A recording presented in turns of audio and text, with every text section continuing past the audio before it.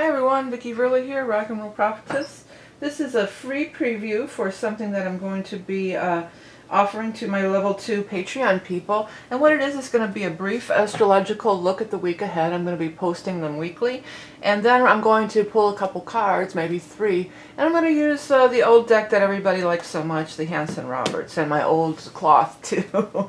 So this one is going to be for everybody. It's like a free look at what the Patreon level 2 people are getting. So we're going to start with the week of the April 22nd through the 28th. Starting out with the 22nd Earth Day, we've got a Sun conjunct Uranus at 2 degrees of Taurus. So this is really this Uranus and Taurus energies, this new energy. It's innovative ideas that, in a positive sense, it's innovative ideas that we can really bring down to earth. Some people, the negative side of it is you may kind of feel sort of disconnected and not able to ground. But there's going to be new and interesting ways that we can combine our mental energy with our physical energy and the physical earth.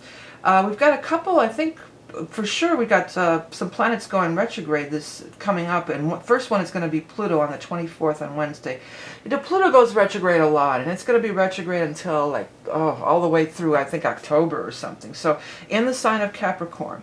But there's been this intense concentration of the Capricorn energy with Saturn and the node and Pluto all together in this big conglomeration. So this is kind of a chance. I believe Saturn's going to be going retrograde too.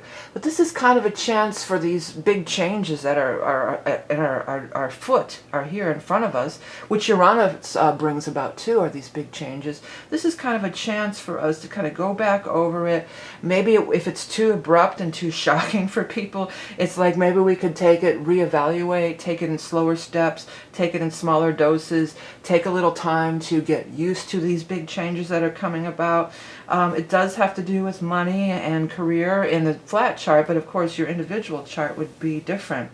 There's going to be the moon, and this moon, I forget what this is called. It's not an eclipse, but it's this conjunction with this dark thing. I think it's more pronounced. The moon is going to be with the Saturn and Pluto the next day, so in Capricorn. So again, it's just bringing home this energy of this Capricornian vibration that's really been with us for a while, and it's going to be with us for the next couple of years. There's going to be this intensity of this. Looking at money, looking at finances, looking at career, looking at our standing in life, looking at what we want to achieve, how we work, where we want to get in life.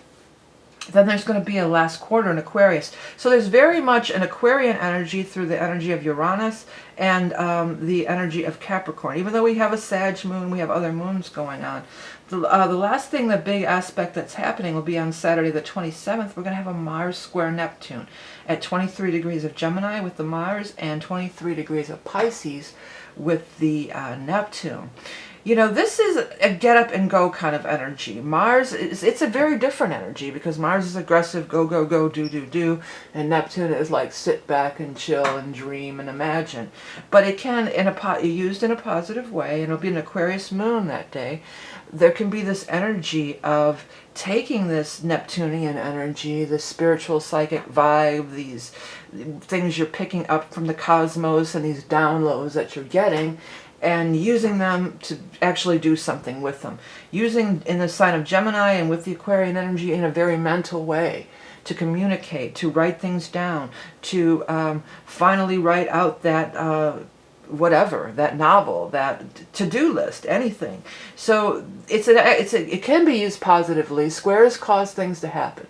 So it can kind of get you off your duff and get things going, okay? Now I'm going to put this aside, and we're going to use the old Hanson Roberts deck, and we're going to take a couple cards for the week of April 22nd through the 28th. Great Spirit, what is the message for everybody? Okay, so these came out. I was going to cut 3 piles, so then I'm going to just take the top card. This, I'm feeling like, because here it is, this is that air energy of the Knight of Swords, which is an air energy.